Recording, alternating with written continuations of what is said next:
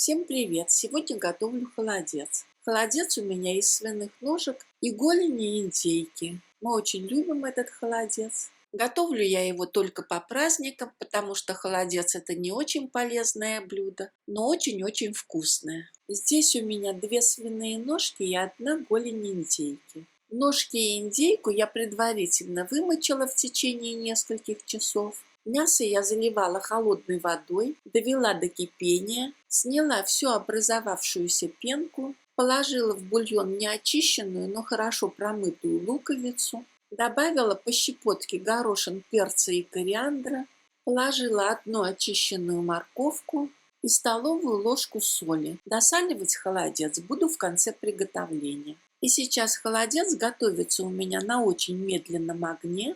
Готовлю я холодец под крышкой, но крышка не должна плотно закрывать кастрюлю. Обязательно между крышкой и кастрюлей должно оставаться пространство примерно 1,5–2 см.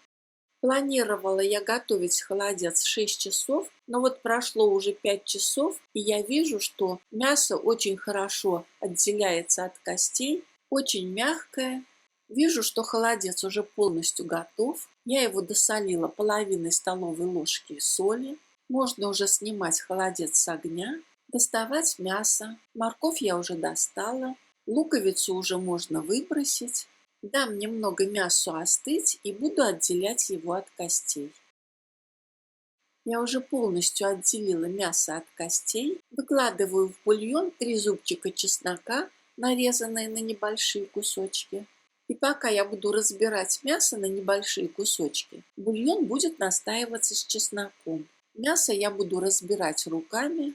Можно, конечно, мясо нарезать ножом, но мне кажется, что холодец вкуснее, если мясо все-таки разбирать руками. Ну вот, я мясо уже разложила по судочкам, морковь нарезала на кружки, а дальше буду процеживать бульон через марлю в 4 слоя.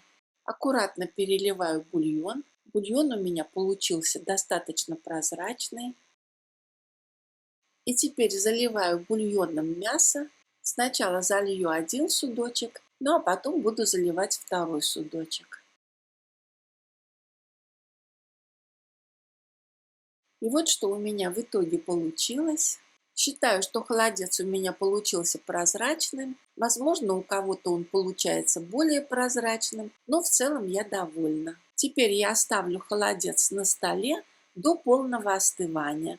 Холодец полностью остыл. Каждый судок я накрываю крышкой и буду отправлять в холодильник. Через несколько часов он полностью застынет и будет дожидаться своего часа, когда я его подам на праздничный стол.